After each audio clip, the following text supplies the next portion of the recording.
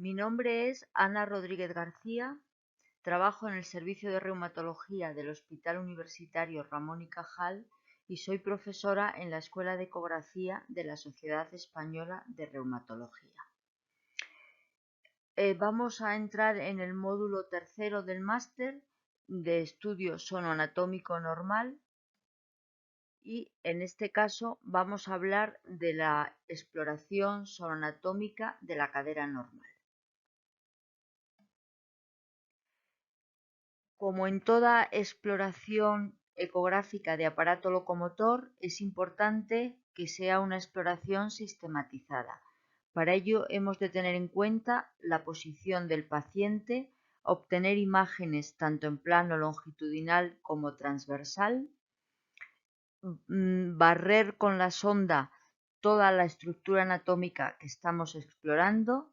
Muchas veces el hacer un examen dinámico nos puede ayudar a valorar mejor determinadas estructuras y por último es importante el hacer una correlación entre los datos ecográficos y la patología que presenta el paciente. La cadera es una articulación más profunda que el resto, lo cual hace que su exploración sea un poco más difícil. Para facilitarlo podemos utilizar una sonda convex o si no disponemos de ella, el convex virtual de una sonda lineal. Tenemos que ajustar la frecuencia. Si el paciente es corpulento o un poco obeso, probablemente tengamos que bajar la frecuencia, aumentar la profundidad y situar los focos en el lugar de interés. También es importante recalcar que hay que hacer un poco de presión para mantener la sonda perpendicular a la zona de interés y así poder tener una mejor imagen. La exploración ecográfica de la cadera podemos dividirla en cadera anterior y cadera lateral. En la cadera anterior tendremos dos huesos que serían el fémur, la cabeza femoral y el acetábulo, unidos por fuertes ligamentos y más superficial tendríamos la bolsa iliofemoral o iliopectínea.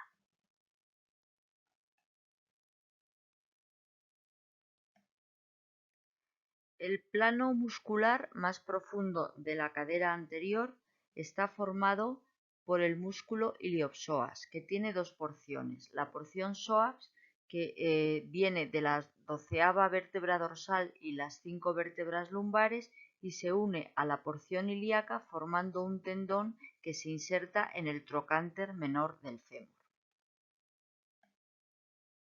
En un plano más superficial, en el plano más superficial de todos, tendríamos el músculo sartorius que se origina en la espina ilíaca, se inserta en la espina ilíaca anterosuperior, cruza el muslo y va en la zona distal. La inserción es en la zona medial de la diáfisis tibial, formando parte de la pata de ganso.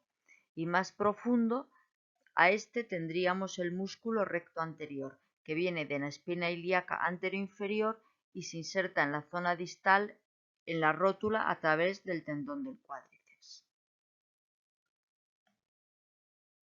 Aquí tendríamos una imagen del sartorius desde la espina ilíaca anterosuperior a la zona medial de la tibia y aquí el sartorius está resecado, tendríamos el recto anterior y su inserción en el tendón del cuádriceps.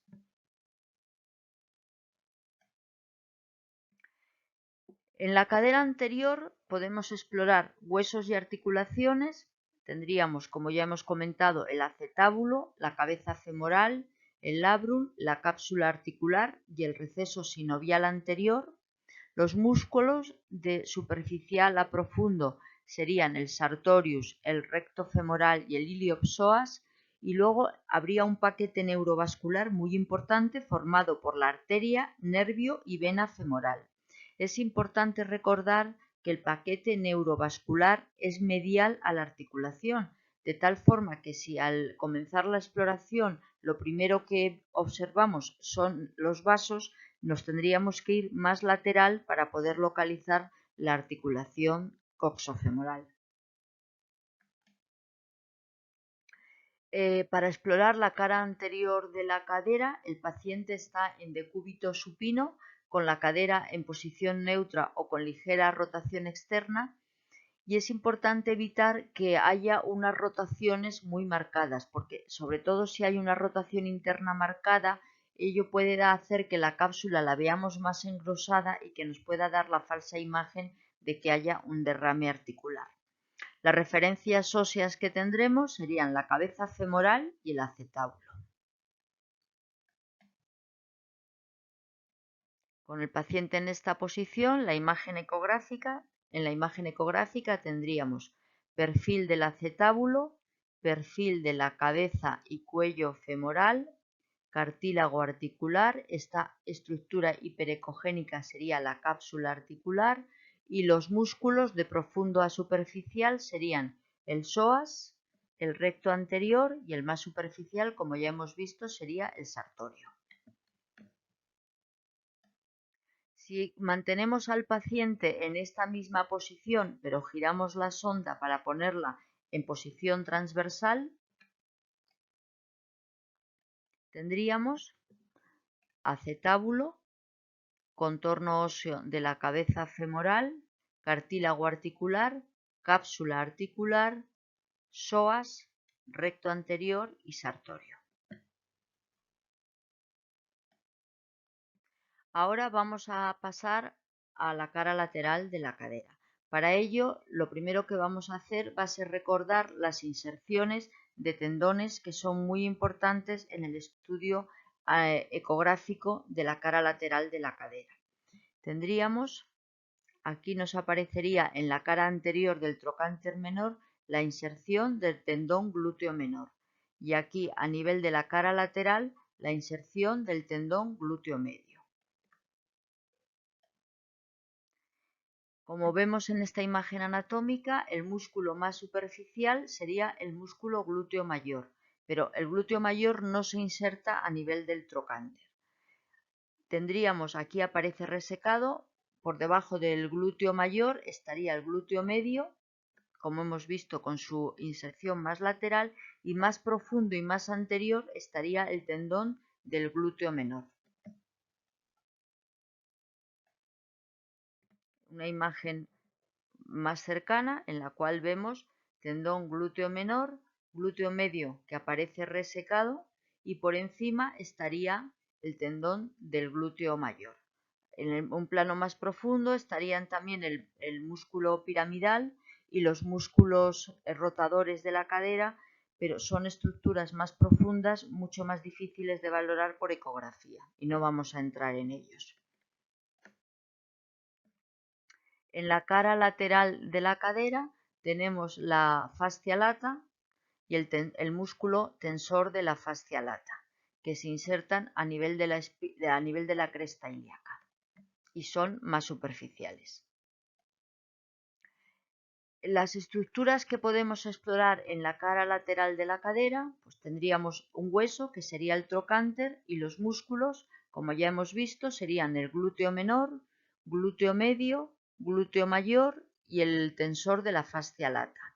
Bursas en condiciones normales no las vamos a ver porque son cavidades virtuales que no vamos a poder observar por ultrasonidos, pero pueden existir múltiples bursas más frecuentes mientras mayor sea el paciente, de las cuales las más importantes son la bursa trocantérica mayor, que aparece sobre la cara posterior del trocánter, la bursa subglútea media, que aparece por debajo del glúteo medio, y la bursa subglútea menor por debajo del glúteo menor. Y como fascia, sobre los tendones tendremos la fascia lata. Para explorar la cara lateral de la cadera, el paciente se coloca en decúbito lateral sobre el lado que no se explora, con la cadera en semiflexión. Colocamos inicialmente la sonda en posición transversal y la referencia ósea que vamos a tener va a ser el trocánter.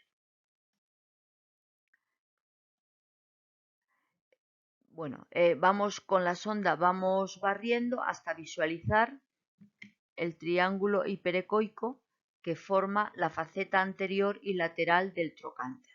Entonces, en la faceta anterior veremos la inserción del tendón glúteo menor y en la faceta lateral del tendón glúteo medio.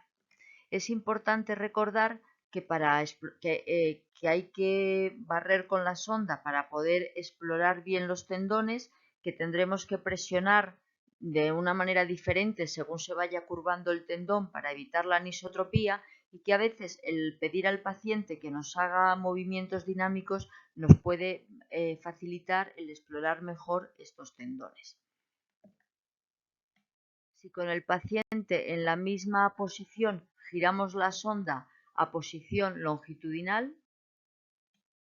pues tendremos una imagen parecida, en la cual veremos contorno óseo del trocánter y, bueno, esta sería a nivel de la zona más lateral, tendríamos las dos fascículos que forman el tendón del glúteo medio. Más anterior estaría el glúteo menor. Y esto es todo con respecto a la exploración de la cadera.